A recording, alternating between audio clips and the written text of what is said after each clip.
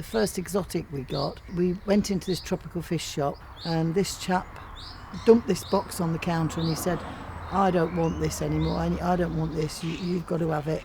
Because, you know, you listen and your ears, what's he talking about? Anyway, he'd got a 3-foot python. So I said to the bloke, well, what are you going to do with it? He said, I'm going to throw it in the river on the way home then. He said, because I don't want it. So I said, well, I'll give you a tenner for it. I had to ask the pet shop man to lend me the 10 quid because at the time we hadn't got it, and he lent me it anyway.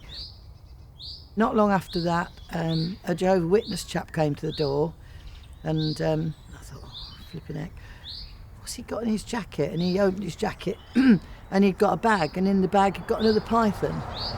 So we ended up with that one as well. And it just, to be honest, it just snowballed. Once people knew we'd got one thing, then people had come to the door with a parrot. You know, we bought this parrot and it's screaming the house down and the neighbours are getting nasty and we've got to get rid of it. Mine and my husband's sort of hobby, I think, that went absolutely wrong.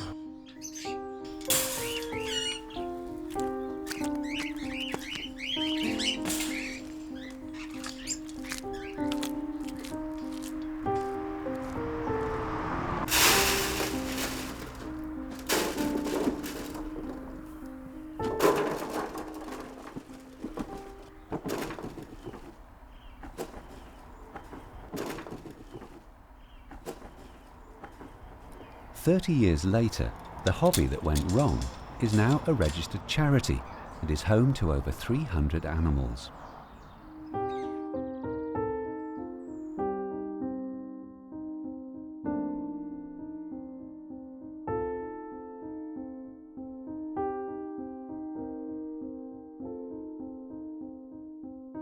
Pam and Mel ran the refuge together for over 20 years. Mel passed away in 2004, leaving Pam to carry on. Knocked me for 6, to be quite honest. In the back of my mind, I knew that something was going to happen because he was due to go in for that heart bypass. His idea was that he wasn't going to have that operation and he didn't want it. And, you know, without being funny, I think he willed himself not to be here. And he'd told me on numerous occasions that he thought, you know, that he would rather die than have the operation. Worst thing was we'd got an open day, I think it was a week after he died, or a fortnight after he died, and I didn't know whether to keep on with it or not, and everybody said, well, he wouldn't have wanted you to have give up, you know, he would have wanted you to carry on and do it. We did have the open day.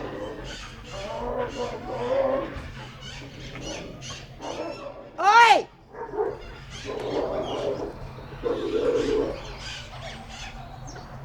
Yeah, we did have, sorry about that. We did have the open day and it was a success, and it was good. I was pleased that we did have it after that because, you know, it made me feel that I could carry on. Not nice. Pam's commitment to animals is marvellous, I believe anyway, because to carry on after her husband died as well, I didn't expect it to happen. Originally I used to build all the aviaries and fetch and carry, but when her husband died I had to take over his job as gopher. Right. But I'd take the owls out every weekend, sometimes during a week, fundraising. When I retired from work, I had 4 operations on my back, and my wife was told I'd be in a wheelchair for the rest of my life. And when I first started coming here, I was with calipers. And so it encouraged me. Now my wife won't, although she's invalid now, she won't let me stop coming here, because she says if I pack up, I'll be a couch potato and I'll go in no time. The refuge is home to a wide variety of abandoned pets, rescued wildlife, and animals that are not suitable for zoos. The national increase in exotic pet ownership has created problems for Pam and the refuge. Owners find that they can no longer cope with the specialist food, care and attention that many of these unusual and dangerous animals require.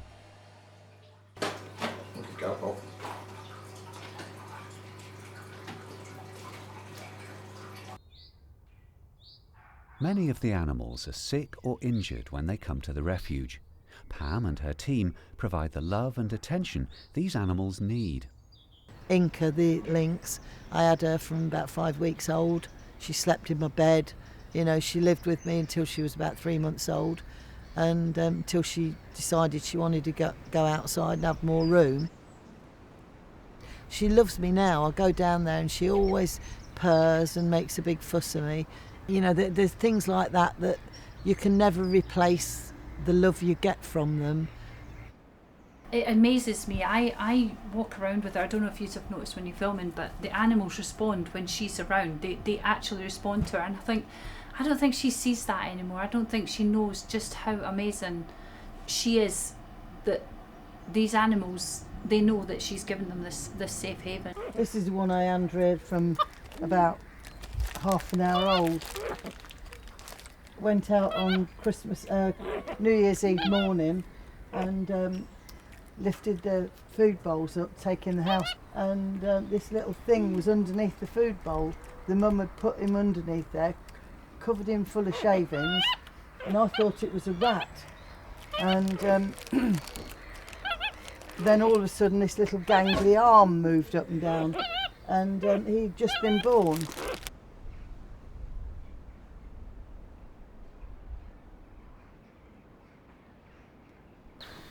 A lot of the primates here were rescued from appalling conditions.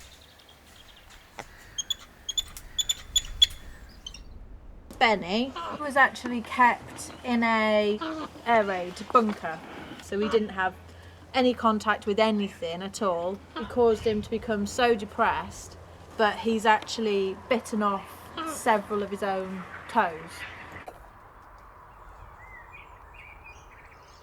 One of Mr. Tan's previous owners taught him how to smoke.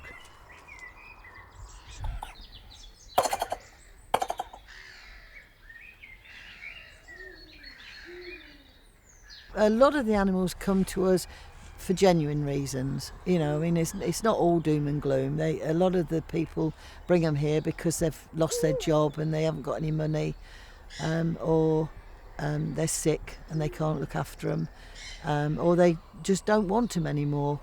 But there are some people that, you know, you really have to bite your tongue and say, what did you buy it for? You know, because what did you get it in the first place? Because you know you couldn't cope with it. It's just really does make me sick sometimes. At an age when most people are thinking about retiring, Pam continues to work 365 days a year. It's beginning to take its toll. I used to love going walking. I'd walk miles with the dogs, but I can't now. I mean, at the moment I'm going blind, so it's a little bit difficult. I can't see out of this eye hardly at all, so I have to, I'm finding signing cheques and things like that very difficult, which is very convenient. The other things, I mean, the angina and the diabetes and that don't really affect me that much. You know, I cope with them. While I've got breath in my body, I will do, I suppose. You like banana chips, don't you? The diverse mix of reptiles, mammals and birds all require special diets, medicines and veterinary attention, and this doesn't come cheap. It is getting more of a struggle.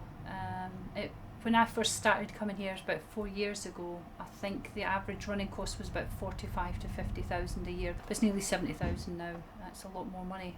The year before we had the long winter from about November, and I think we were down to about £50 in the bank when the open day came up, and that's really hard work because you need much more than that just in a week just to feed the animals, so it was getting really desperate.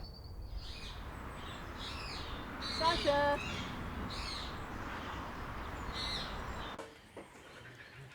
Yeah, she's given more than half of her life, and obviously there's always worries for her about is she going to have enough money from one year to the next to keep it going. I know she has tremendous problems with the heating bills, and last winter the size of the bill nearly closed the place, not for the first time. Slowly. Okay, slowly. This year we've been lucky, we've had a bit more money come in, and a lot of things have sort of taken off a bit more this year. So we're all right now. Many of the animals at the refuge can't be rehomed as they require such special care. Zoos would be reluctant to take them on as they can't be used for breeding programs or for display. Other sanctuaries might take a few of them, but majority of them have got problems. Because they've got problems, no one else would want them. Doris is 64 this year. One foot is curled up because of a tendon problem which she was born with. They did try and do something with it when she was younger, but they couldn't, so she's always limped. But it doesn't seem to do her any harm. She can still move fast when she wants to. You know, I mean, they're schizophrenic, some of them. They're not... one minute they're lovely and the next minute they bite your hand off. Ordinary people wouldn't have I say ordinary people, most people wouldn't have the patience, and they would be more frightened of them than anything, I think. Majority of them would be put to sleep. Hook on, babe. I've got no life other than this, really. It is my life, so I don't know what I'd do if anything happened that we had to close. Just make sure that doesn't happen, really.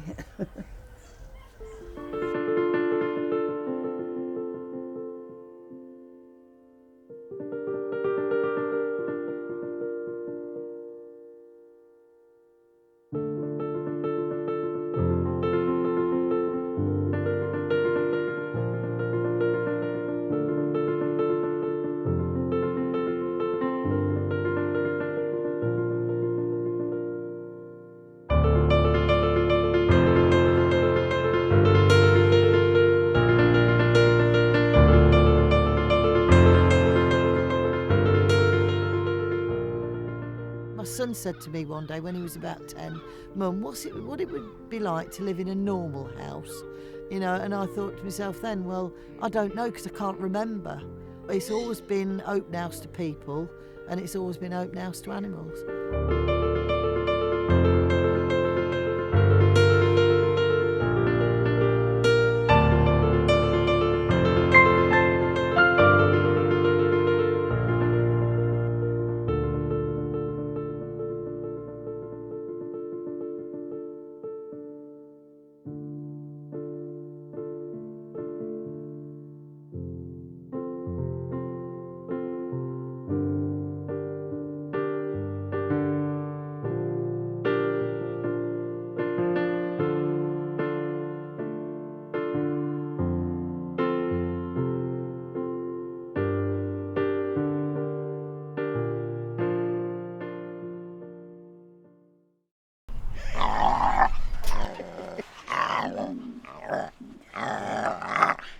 No, don't get sexy now. Pack it in.